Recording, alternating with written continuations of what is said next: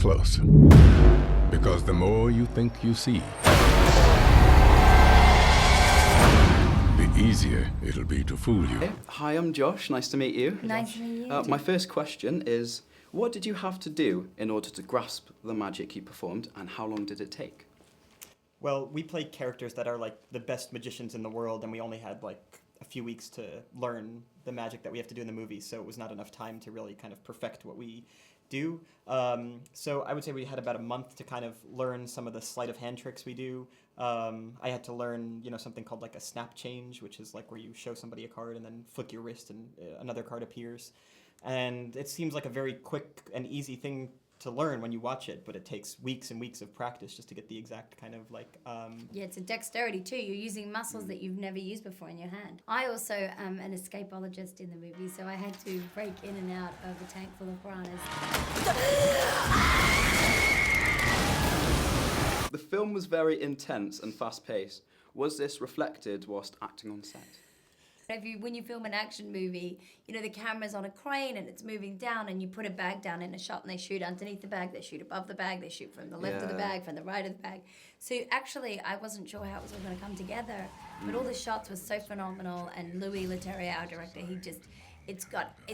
the action is handled so well, it's so thrilling, it's so smart, it's got everything you want to see in a summer blockbuster, and I think kids are going to love it.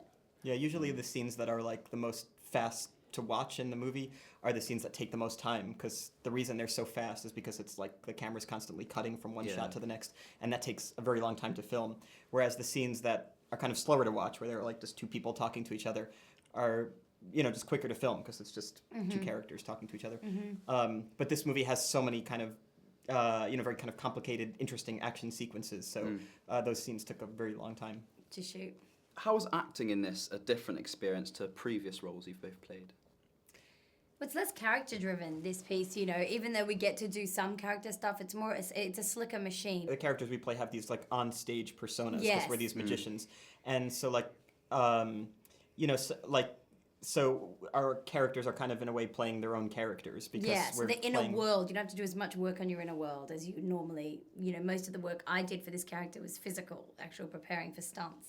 Yeah, and, like, when we're performing on stage, we have, like, we are like the greatest, most confident stage performers in the world. So we're kind of like people who are playing these characters. Like we've even, I don't know about your character, but like I've even changed my name to like Atlas. He's like come up with like a, kind of stage name like David Copperfield. So when you see David Copperfield perform, you're not really seeing like, his real life. You're seeing this kind of persona he's created.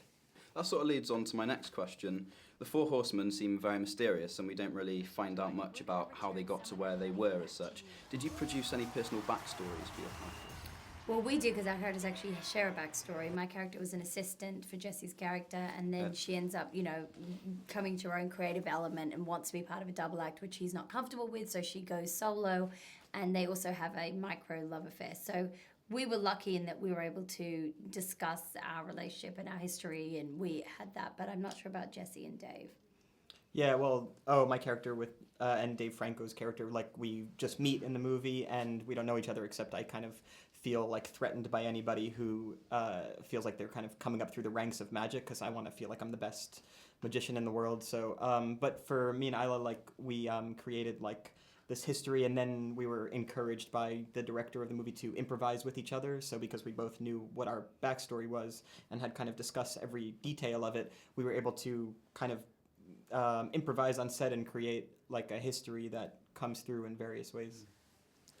Is working in the film industry similar to working on a magic show?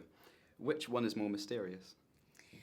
Yeah, movies are like a magic stunt. I mean, we convince somebody of a plot that's not real. We tell a whole, it's not dissimilar. It's all illusion and misdirection and pretend and makeup and wigs, and it's pretty similar.